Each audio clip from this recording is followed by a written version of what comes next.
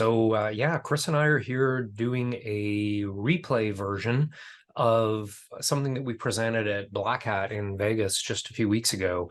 We had a lot of good reaction from customers who saw it there. So we thought, let's broaden the audience. So let's tell us a little bit about ourselves first, so you know our backgrounds, and then we're going to ask about you. So Chris.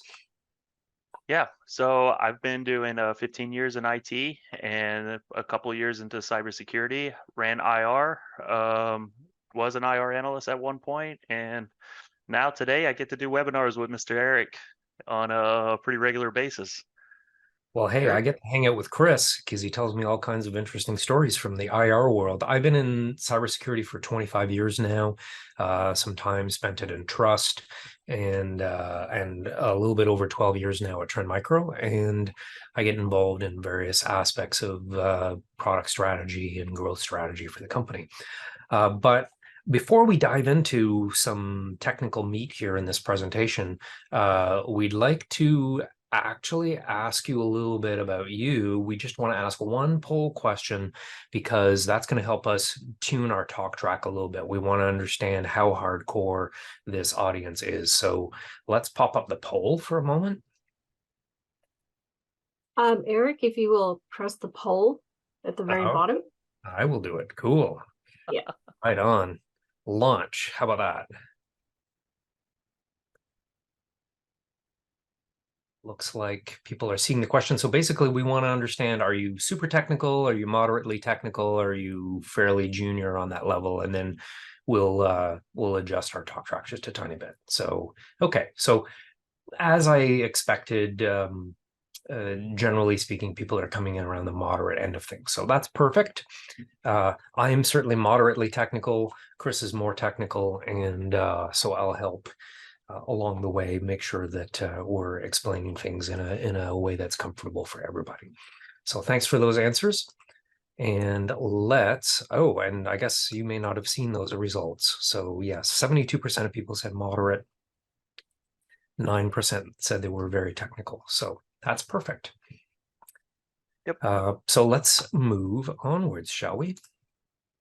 So what we're going to tell you about today is based on a true story, just like they say in the movies.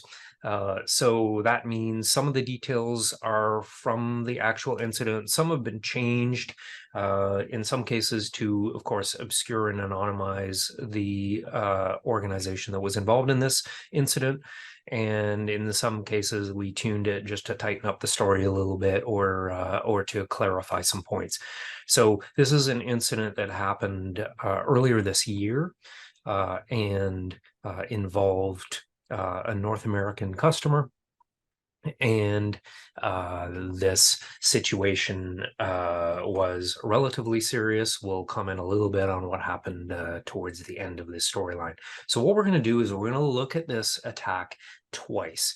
We're going to first of all play through the attack sequence from the perspective of the attacker, and we're going to talk about what steps, what strategies did they use. And one of the things you're going to notice, and we're going to hit it over and over again, is that the attacker was leveraging off-the-shelf tools, either things that were built into Windows or IT tools or grayware, things that aren't necessarily malicious. So you're not actually going to see any use of malware in this attack.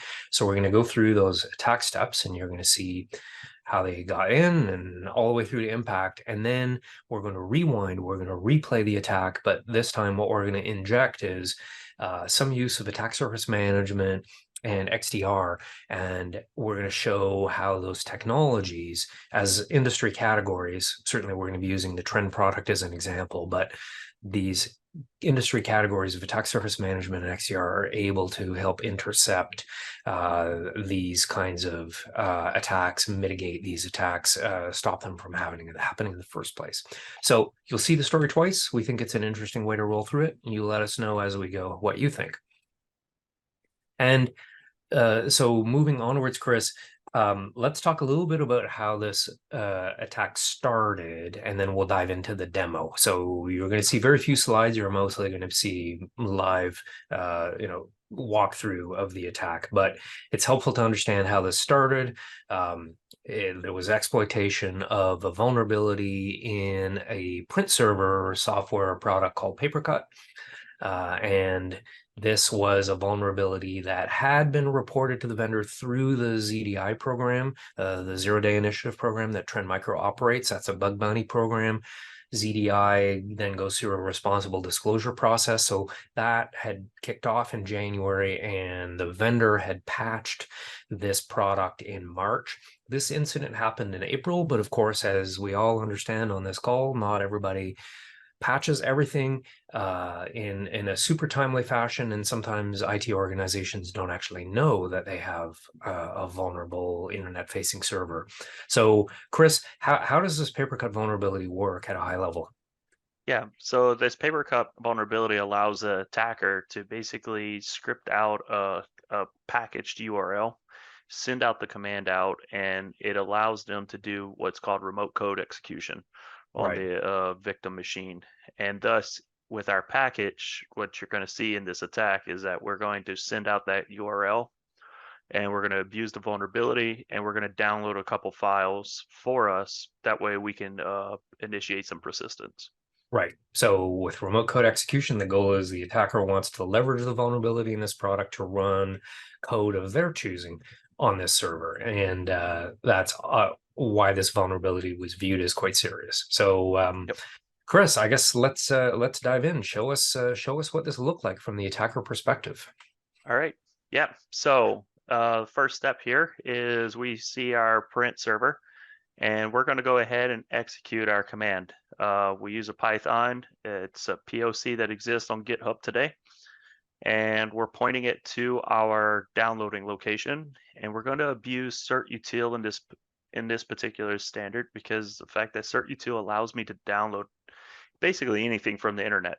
Now, So certutil, Chris, is a built-in Windows utility. It's actually designed to help IT staff deal with public key certificates, to manage certificate credentials and root certificates on devices.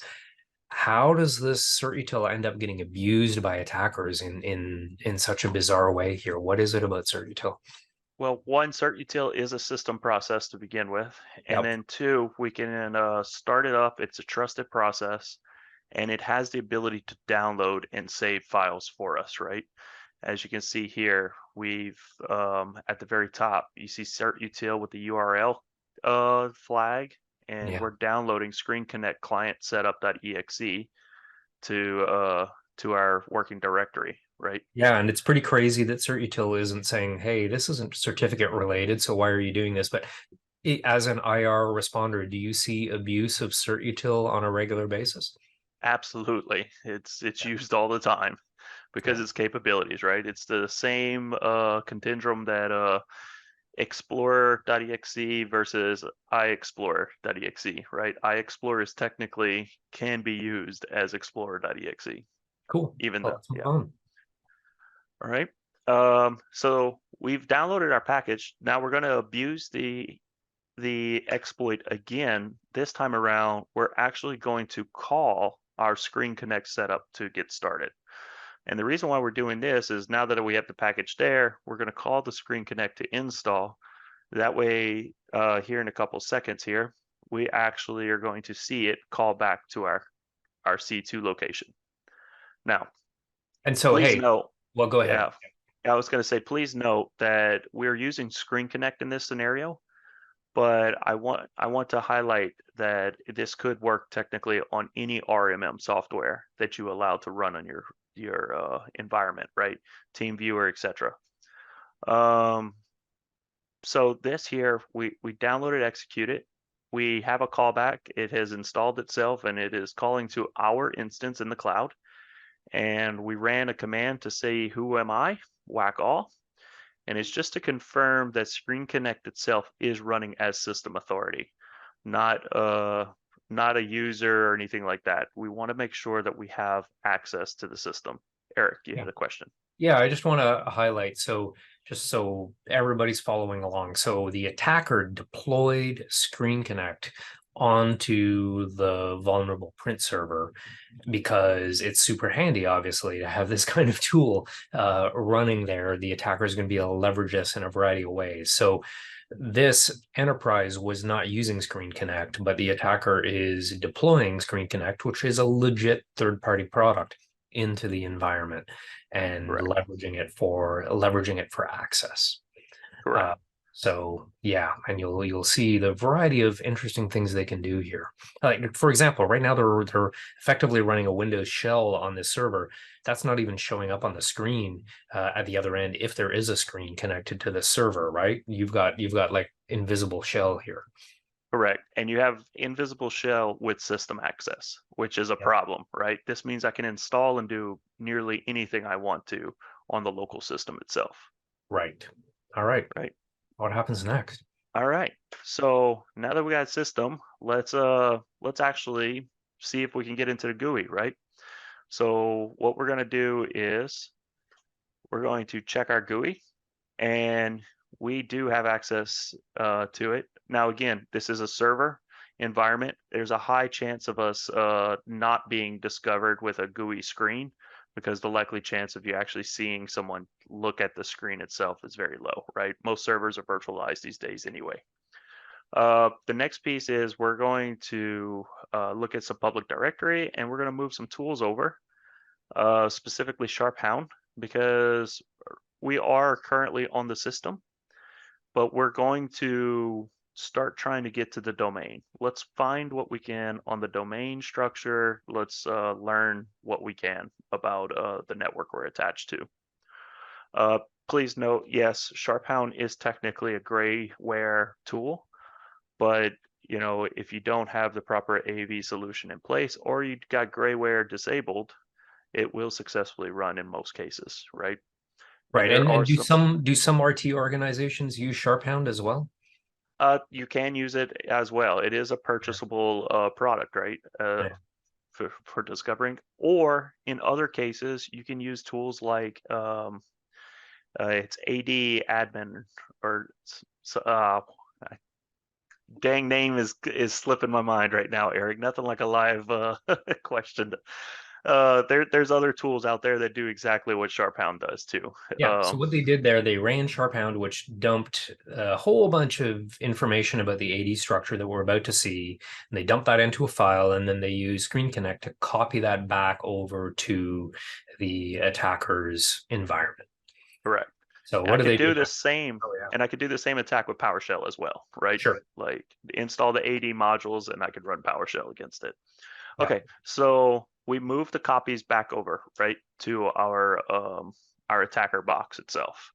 And the reason why we did this is because we're going to run some tools against it and just basically discover what did we collect, right?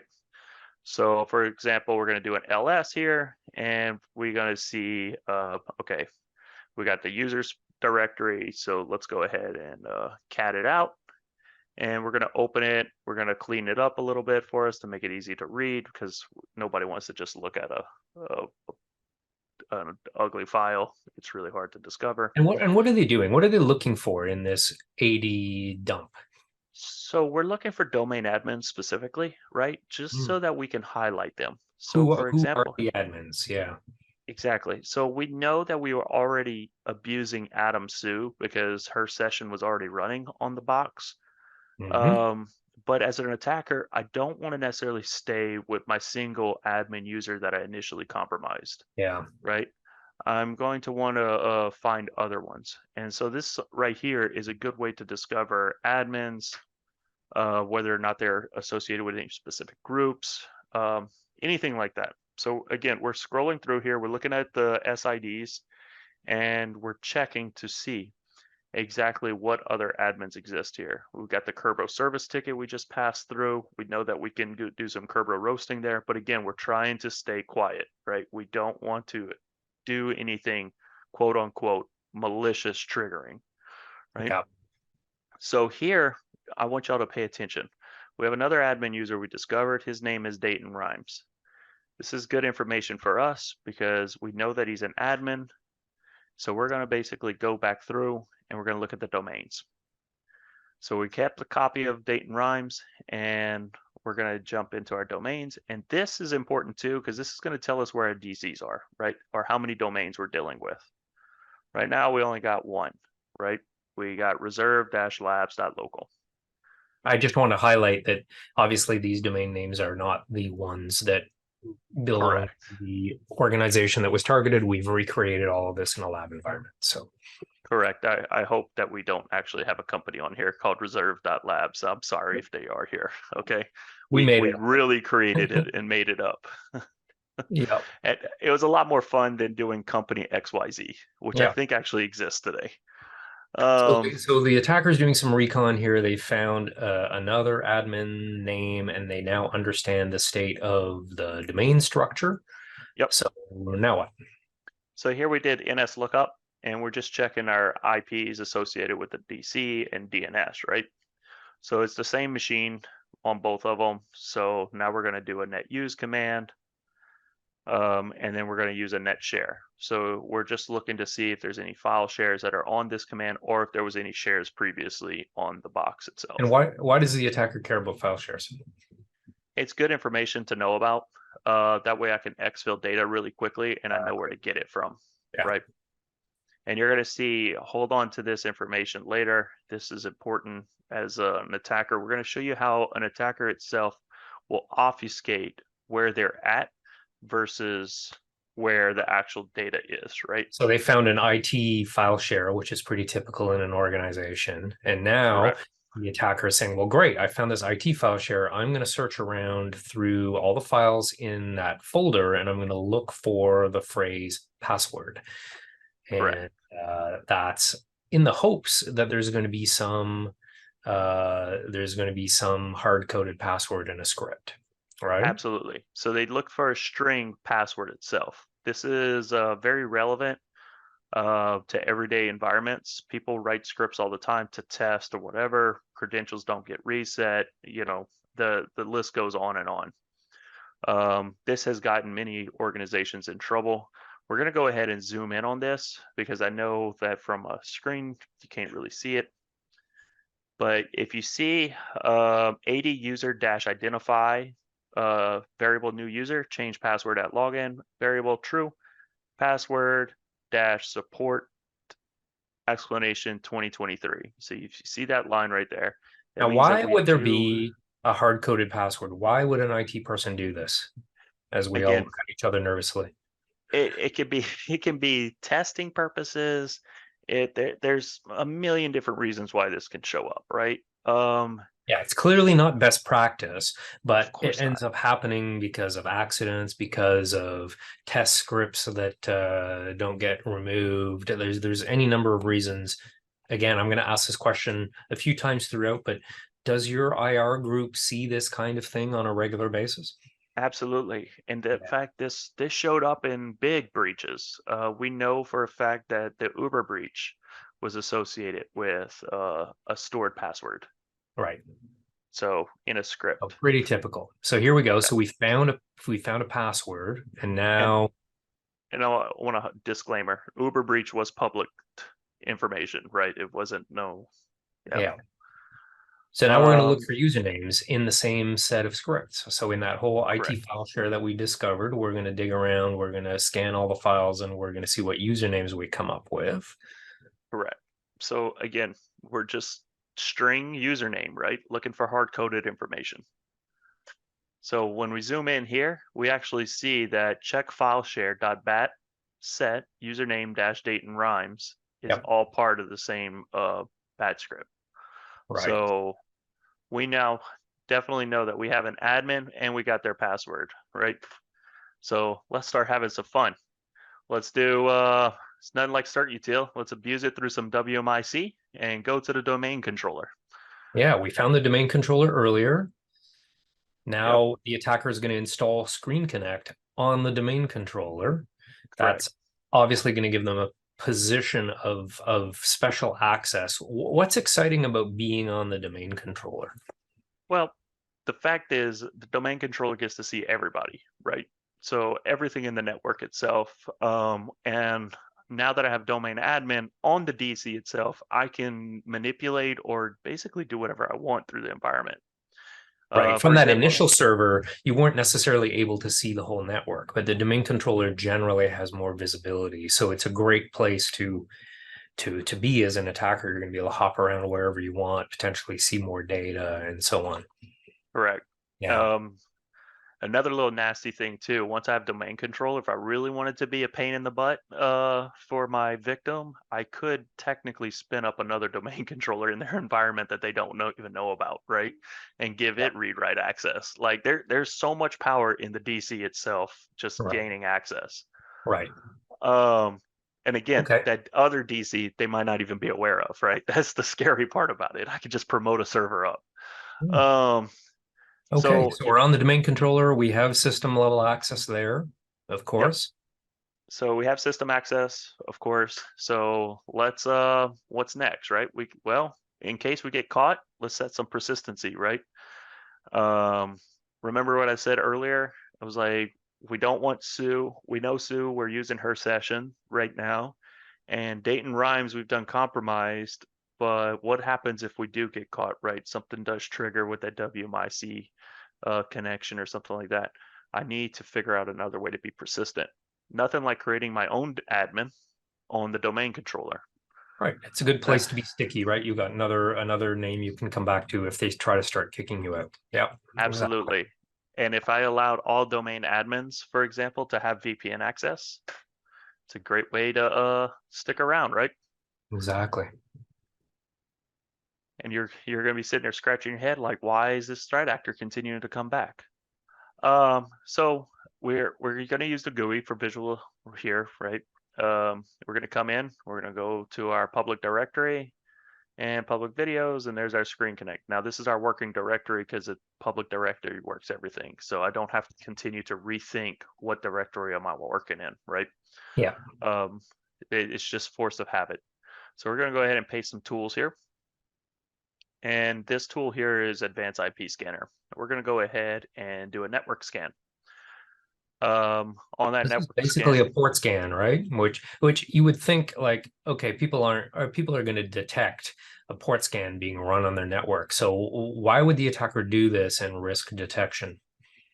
well, I'm on the DC now. I have Mhm. a new admin account, Mhm. and I am not on the original box that I compromised. Right. So yeah, you can probably, by the time that you catch the fact that I did a port scan, yeah, you could probably stop me, but you didn't stop my backdoor necessarily, right? Yeah. And And you're remember, going to we're keep on using moving fast. Yeah. exactly. I'm using Screen Connect on top of it.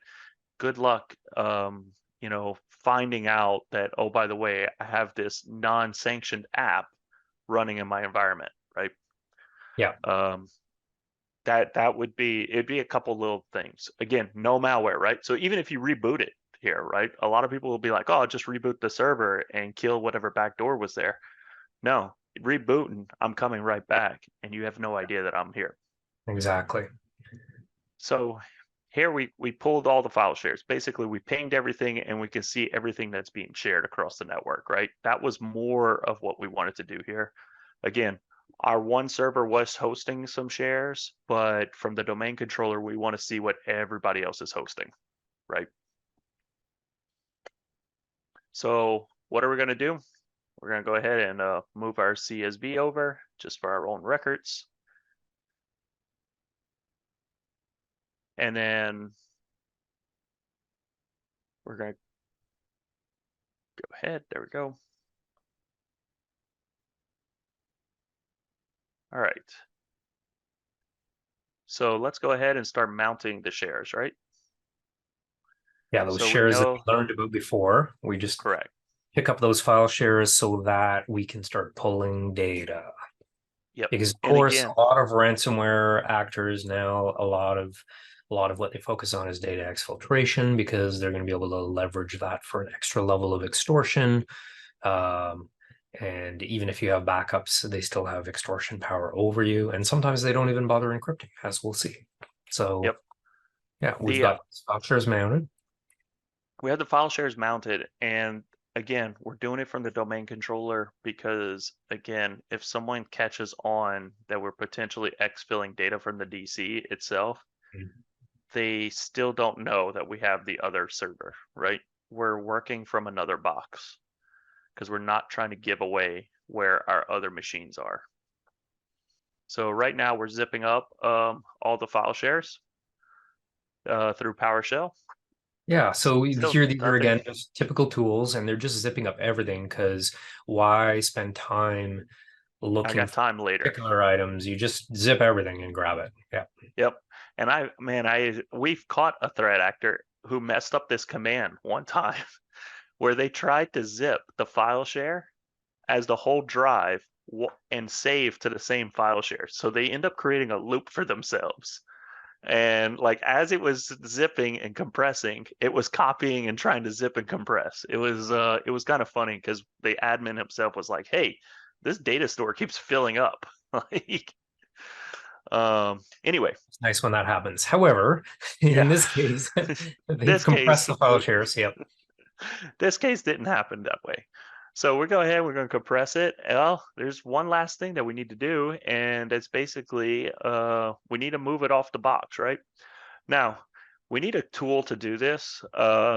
We could do it through Screen Connect, but it would be better to do this through another tool. It's faster, a little cleaner, etc. We're going to go ahead and use rclone in this scenario. And the other piece too is you notice we're calling our config file. That way you don't actually have to access and dump in any kind of logging material where my rclone credentials or the location itself that it's going to get logged. That's important as well because I don't necessarily want you logging into where I sent the files and basically taking the files. As you can see here, we're at Mega. Okay. Yeah, Questions Mega there? is not a very reputable place for data to be flowing, so we'll touch on that a little bit later. But yeah, they've moved all the data that they gathered off to an external file share, so now they have power over you from an extortion perspective. Absolutely. And if you looked at those folders, there was accounting, IT, investor relations, etc. So probably some good juicy stuff in here. Right. Last thing to do, obviously, we did not go ahead and execute ransomware in this scenario. So we're going to go ahead and just send you a README note instead saying, hey, please contact me if you want your information, right? We actually seen this recently with some threat actors, specifically Alpha V, where they were in the environment for several days trying to tell their victim that they were there and that they've already stolen the data, and they will enact ransomware if they do not contact them, right? There's a whole lot to that story. I'm sure the emails or something weren't quite flowing correctly, but yeah, unfortunately, the victim ended up with ransomware, right? But but up until then, we didn't necessarily know anybody that was leaving notes behind to tell them to contact them, right, before they encrypted. So I'll give kudos to Alpha V for trying to get people's attention before causing mass destruction. All right. All right. So Well, let's then recap. So what we saw there, and if anybody out there is confused about anything that they saw, please drop a question in the Q&A button at the bottom, and we'll help clarify. But basically, what happened is the attacker deployed Screen Connect, leveraging this vulnerability in Papercut onto the first server. Then they dropped Sharphound onto that server and ran it to discover the AD structure. They dumped the AD structure. They found an additional admin username, and then they leveraged the IT file share that they found to locate a credential in a script that had been left behind. And then they were able to deploy Screen Connect onto the domain controller. They were then able to create an additional admin user on that domain controller so that they'd be able to log in elsewhere if they got discovered. They ran a port scanner off the domain controller. They packaged up the data and exfiltrated it out to Mega, and then they left a ransom note. And start to finish in this particular situation, this was on the aggressive side for sure, but all of this happened in a time span of about 31 minutes. Now, typically the dwell time is going to be a bit longer than that, as the attacker looks around for potentially more interesting file shares explores the environment a little bit more, but attackers are certainly getting faster. So, 31 would be outside the normal range, but it's an indication that an attacker can get a lot done in that time range, and that you want to make sure that you've got the ability to react promptly.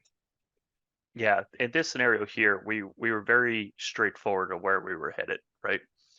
Yeah, Um, a typical attacker themselves might linger around, go check some other things, and might determine whether or not just to stay dormant in your network itself, that it's not worth exfilling you directly, right? But looking for potential partners or someone else. exactly. It's all going to depend on what they discover, but those discovery steps that we saw, those are very, very typical with respect to learning about the environment, learning what they should do next.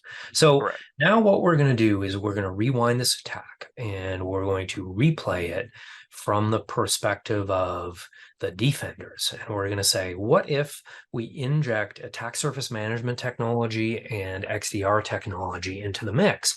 And how does that let us intercept certain steps, or even just prevent certain steps from occurring in the first place? So I'll spend a moment just clarifying what we mean by attack surface management and XDR as industry terms, because these are market categories now. So attack surface management, first of all, starts with getting you more visibility to the environment, so that you know what you have, so that you know what's internet facing, so that you know what users are in the environment, what privileges they have, you know where your data is in the environment, you know all the devices and so on. And that discovery happens. And then on the next step, the attack surface management technology is helping assess the risk of those assets. Chris, if you can move me forward. So on the next level of attack surface management, you're going to automatically prioritize the risks, and therefore prioritize the mitigations that are relevant and important, because IT ops has a lot on their plates every day, and they've got a lot of lists of things that they could fix, that they could improve. Attack surface management helps you put sort of a more focused priority on, these are your messiest problems. For example, you have a external facing server running a vulnerable papercut. Well, that would be a higher priority vulnerability than something that's internal facing, for example. So you get some risk scoring, and that allows you to prioritize the remediation. The next part is XDR. So XDR is a technology category that really comes down to taking all these silos of traditional detection, where you've got EDR and DLP and network tools and so on, that are all in their own silos, detecting weird activity and generating alerts, and maybe sending them to the SIM, or maybe the team is working in individual consoles. But when you expand to the concept of XDR, XDR's job is to cross those silos and to gather up interesting telemetry from all those different silos, and give you a higher priority alert and a broader story. So instead of telling you, oh, you've got this low level alert in one silo, XDR's job is to tell you, you have an attacker that's trying to do this sequence of 5 things, and that looks bad. So we're going to deploy these technologies now into the environment, and then we're going to see how they either block or help. So let's walk through the timeline again, but this time we're actually going to start before the attack. And let's assume that this enterprise is going to run attack surface management, and they're going to identify and mitigate some of the poor security posture that's already in the environment. So how does that start, Chris? Yeah. So let's start here, right? You talked about showing an exploitable vulnerability sitting out on the web, right? Y'all Right. remember our first step was this. So let's go and take a look. So does the vulnerability exist in the environment? Let's take a look. So we're going to go ahead and look into our risk index here from the Vision 1 console. And we're going to go ahead and organize it. And we can see at the very top that our CVE does exist, and it is tied in here. The other piece too is that we're going to show some potential ways to prevent it, right? Just right there off the top of that CVE itself. Now Yeah, again, so the attack surface management software recognizes that you have a high priority vulnerability, not just because it's a high CVSS score, but because of where it is in your environment. And that obviously is an opportunity for you to go and patch that server, but you also are made aware of certain security controls that might help you. In this case, some of the IPS controls might be available either from, for example, network IPS or from host IPS being deployed in these environments, right? correct. And also, as you notice here, you can see global exploit activity associated with it is flagged as well as high, right? So it's not just the CVE score itself that's high, the Yeah. actual activity associated with it is high. Right. So is it exploitable? Is it being used? And then we add in, oh yeah, it's external facing, so that's bad. Because obviously that will get exploited faster. So this is an opportunity for mitigation here in a few different ways. Yep. All right. The next part was we found date and rhymes, right? So let's go and look to figure out exactly why was date and rhymes necessarily flagged potentially on the ASRM side of things where we could have potentially put some mitigation in place, right? So when we dig through, we're going to find that date and rhyme here is an overprivileged admin. He was nested in a group so the IT staff might not understand he's got admin itself directly. So we can get proactive, explore the criticality of the individual's role itself once we're tied into AD. You know, again, to understand specific items, right? Yeah, this is an opportunity to periodically look through the list of high privileged users and identify whether they should have that privilege. And the Right, ASM system might also notify you, hey, you've got a new high privileged user in your environment. Yeah. correct. Because maybe this Okay, person wasn't even supposed to have these privileges, right? right. And when we dig deeper into this, we find out that it is a nested group scenario here. Yeah. So, yep. All right. What about MFA, right? MFA could have potentially prevented some of this, right? So that's the next It piece certainly as would have made it a well. lot harder. Yeah. Well, it Like would that, like in that script when you had a hard-coded password. Well, if there was MFA involved there as well, that would have been a much bigger hurdle for the attacker.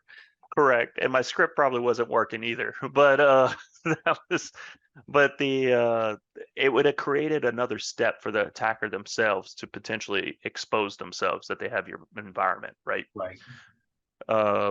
So as you can say here, like again, accounts with weak authentication, we can see that MFA is disabled on these accounts. Right. All right. That's an And opportunity to correct that. Do you still find that you get a lot of situations where people have MFA disabled for critical users? absolutely. MFA, man, there's so many people that continue to have MFA. MFA, I was having this conversation this morning with our cyber insurance guy at Trend, and I was literally talking to him about like how MFA, we need to rethink MFA in general. We need to be using different methodologies. And again, I don't have the solution for this, so do not like be like Chris has the solution. But we need to review the way that we're deploying and enabling MFA, and we also need to be rethinking what counts as secure MFA and what doesn't count as Yeah. secure MFA. That's a whole nother webinar. So let's not go there Yes, today, it but is. for sure, Alex, some level of MFA would be helpful. And yet we all, I think, have encountered situations where everybody in the organization has MFA except a few executives who found it inconvenient, or maybe a few people in IT or so on. So attack surface management is able to help you identify, okay, who are the people who have these accounts that have MFA disabled. So what are we looking at correct. now? Yeah. So here we're actually looking at endpoints, right, that we have discovered in our environment itself. I see this all the time, Eric, where and it's nothing against the IT staff whatsoever. Everybody is trying to get to 100%. We know that Right. everybody wants to get to 100%. But because of the turn of like bring your own devices scenarios, because of just you are enabling other groups inside of organizations to create their own machines and do their own management because you got your own internal development team, etc. Again, the reasons are about as long as why did the script exist in the first place, right? Right. It's everybody's trying to streamline and be productive. So this view here specifically allows us to discover some of our attack surface associated with potential boxes that are sitting inside this network that do not have the XDR sensor or protection enabled. Right. So Okay. you might find that you have EDR or XDR visibility gaps because things aren't properly configured. Yeah. Correct. Moving onwards. Okay. So our attacker arrived, right? Remember, we exploited the vulnerability. So let's go take a look and see how we're going to look at this. So we're going to do a high level view of XDR telling the story. We're going to jump into the XDR detections alone. And as you can see, we got a couple top unresolved at-risk alerts going on here. So what we're going to do here is we're going to actually go ahead and jump into the workbench alerts. And when we jump in, we're going to load up the screen here, and we're going to see a whole bunch of workbenches associated. But this is a lot to look at, and your SOC team could potentially, well, how is this all related? If you look at the very top view, you see incident view. We're going to go ahead and show the power of XDR itself, not just EDR detections alone. XDR allows you to correlate different events and put them together as individual items took place, right? It wasn't just one item to the next. And I have to constantly look at my different workbenches and try to figure out which one's relatable, which ones aren't, etc. So here we actually can see our different alerts, and then we can actually flip around and go to incident timeline. And this plays our alerts in the timeline portion of when the events took place. So this is very useful right out the gate, because this immediately could tell me exactly where they started to where they ended at, right? Right.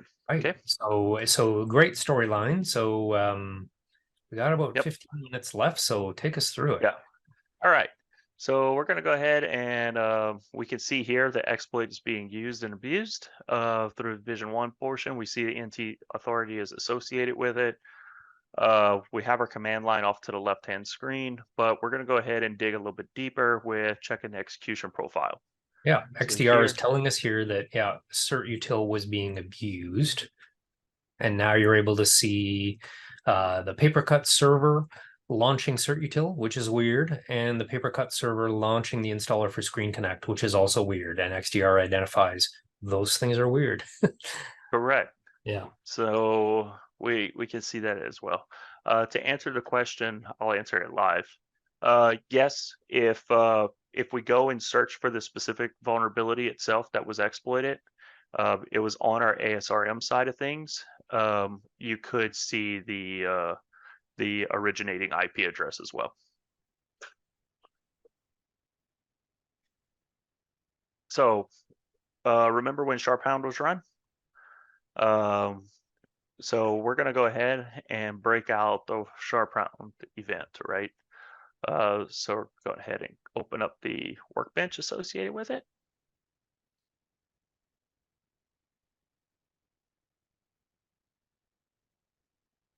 Yeah, I just love how XDR lays out that whole story. But here we are. Now we're seeing that XDR thought it was a little suspicious that SharpHound was running in the environment and it was collecting this data. Correct. So we can see SharpHound was executed, and we could also see admin Sue was associated with it, right? So Sue's account now is involved in this scenario, not just the NT authority itself. So again, you can go through, check the execution, because the question is, you ran SharpHound, what did you collect? And SharpHound, the XDR agent was able to detect specifically on which were the files that were created and collected, right? Associated with it. Beautiful. Yep. So you get all the detail you need there. Yep. Okay. And then what happened next? Oh, sorry, you're not done this one. No, Sorry. that's okay. So Yeah. the next piece was the WMIC, right? Whenever we execute a WMIC, we move from one server to the next. This part here is very important. So we're going to go ahead and review the remote connection associated with it. We can see here that NT authority is associated with it on the app server because we did run it through the command line of the screen connect, and we executed the WMIC against our domain controller. As you see here, we have our chain of events of how Screen Connect executable was used with the cmd.exe associated with WMIC. Here in a second, once the page loads up, you're going to go ahead and see the actual lateral movement associated with the domain controller being pointed out. This is where the XDR itself comes in with the network telemetry. It's managed to link these two events together. That way we can determine that, hey, it wasn't just a command itself, it also executed. Now, what about for the junior analysts, right? We know WMIC was ran. Well, I'm going to have to show you a little bit of AI capabilities here. So we went ahead and right-clicked and explained the command to us. And we actually get a full description on exactly what the WMIC command is, what was it doing, and what were the parameters, and what the conclusion is associated with it. Yeah, That this is is really available great at today. like up leveling a junior analyst. It's in preview right now in Vision 1. So if you've got Vision 1, try it out. It's really helpful. I certainly find it helpful because I don't understand all the PowerShell command line arguments or things like that. And so if you can get a quick explanation, that can make the difference between paying attention to an alert or not. Absolutely. The way that this describes the event itself specifically is exactly how my own IR team, how I would like them to explain to the customers as well. So, it's very powerful. Again, uplifting people. All right. So what about the extra domain admin being created, right?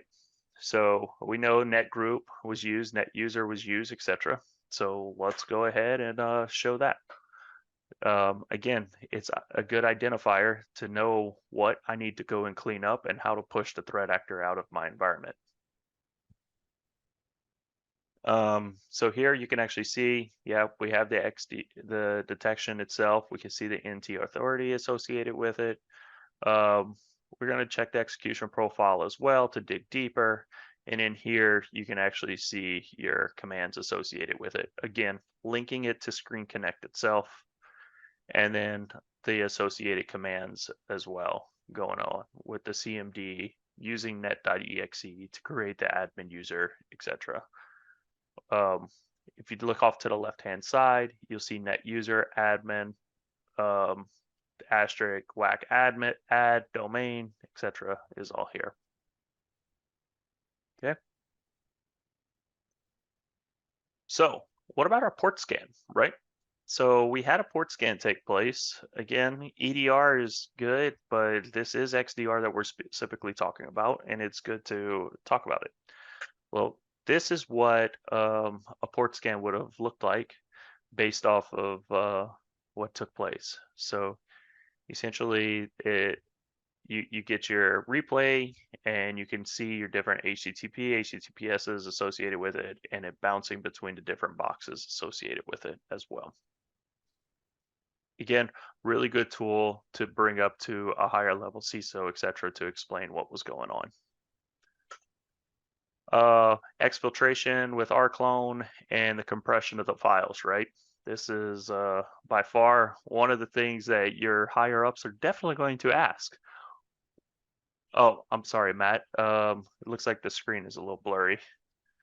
Yeah, it's about as good as it gets in this section, unfortunately. Okay. But we'll just clarify. Like, yeah, this was this is just recapping. This is where the attacker was doing the copying of the data, the exfiltration of the data, and so we're about to explore the workflow. Yep. It is good for your higher ups as well, because it is going to be one of their first questions. What did they touch? And then the second one is, what did they take? Right. So we're going to go ahead and check the execution profile on here.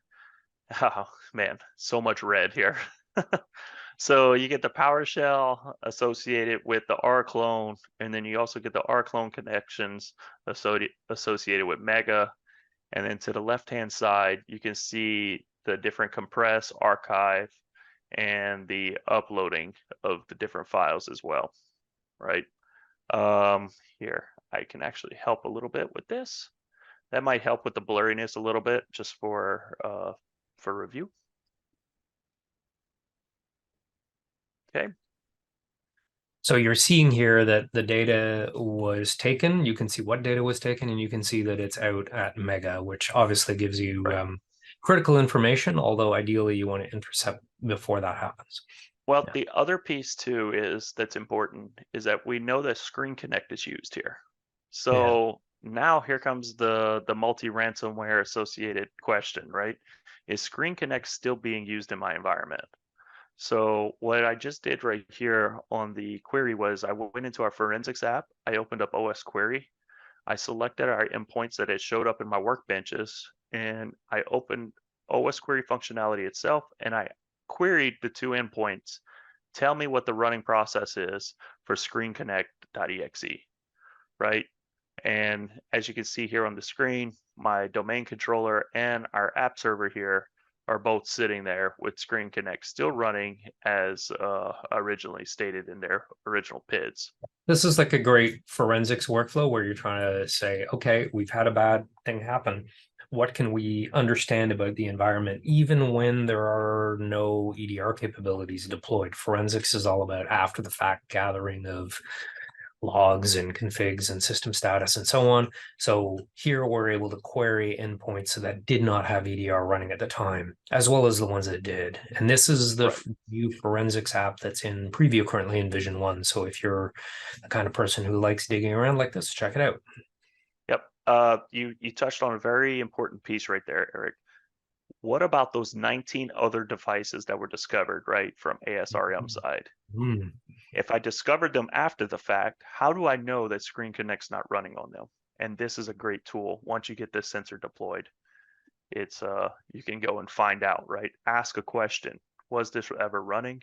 And we use the example for processes. You can do it for all kinds of different services associated with the endpoint.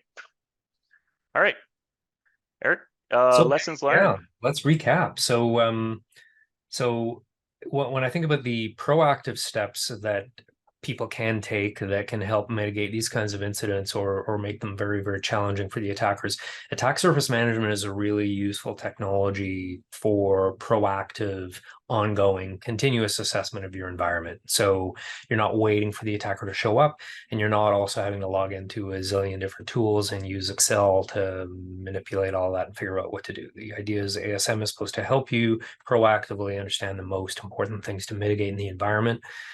And that includes things like understanding multi-factor authentication configuration in the environment, where we saw there were a few admins in this environment that were misconfigured, and that gave the attacker an easier path, or certain people that shouldn't have even had admin in the first place. So ASM helps you, again, in one place, collect that information. It helps you understand the prioritization of your vulnerabilities in the environment. These are all things that you can do by logging into all kinds of different consoles that you already have in the environment.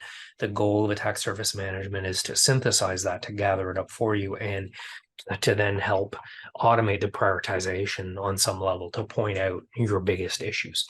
And finally, understanding where is EDR deployed or not deployed, so that you can ensure that you have optimum visibility in the environment.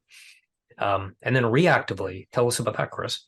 Yeah. So again, reactive is to make sure you can see the network, email, endpoint, etc. Right? You're gonna want to deploy it all the way around. The other piece too, and this is one of our number one topics that we speak about in an IR perspective whenever we're talking to customers or victims, etc., is think of malware was one way of doing a threat itself, and it was more of automated tools and stuff like that. Today, you don't necessarily need to abuse software in the sense of manipulating it to do wrongful items, right? What you do instead is you just use the way that the tool is built. And thus, you can compromise an environment essentially by using just everyday tools.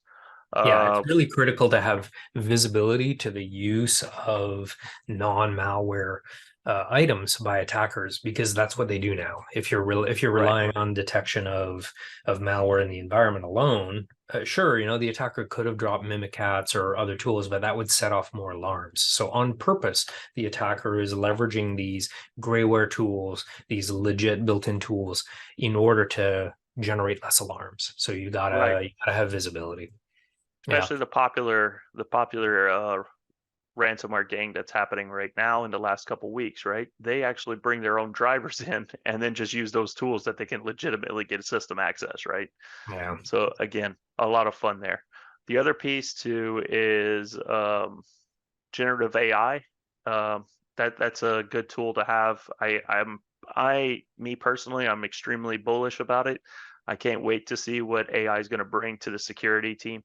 A lot of people are nervous about AI on what threats may bring on. I'm looking at it more on a helpful tool itself on the SOC analyst, right? Yeah. Uh, I've interviewed people. I'm telling you, it is extremely hard to get people up and trained, etc. AI is going to be one of those tools that allow us. It's literally going to be our new day of Google, right? I Googled it to find the answer. Well, now you're going to use AI to find the answer. Yeah. And I guess Um, finally the key thing is sometimes these attacks happen fast and they happen in the middle of the night, and you have to ask yourself, is my team going to catch it? Are they going to, is somebody going to be noticing these alerts? Sometimes our IR team encounters situations where alerts have been generated for hours, days, and it's challenging for small organizations and even big organizations. So either a managed security services provider, an MSSP, or a managed detection and response provider can give your team a second set of eyes and notice these alerts more promptly and help with remediation.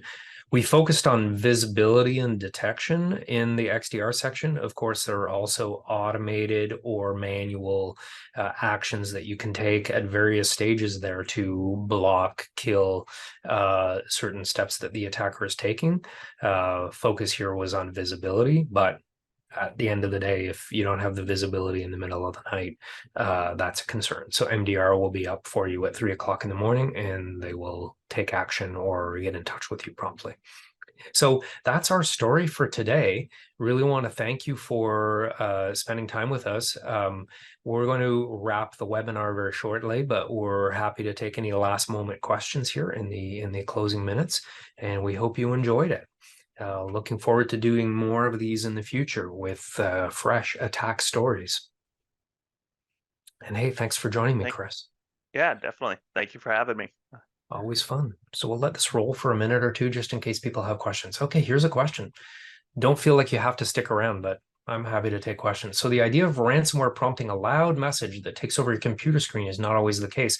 Yeah, like that. And of course, once ransomware is popping a loud message on your screen, all the bad stuff has already happened. It's too late. But certainly attackers today are sometimes exfiltrating the data as well, because that avoids the opportunity for you to restore from backups that can still exert pressure on you.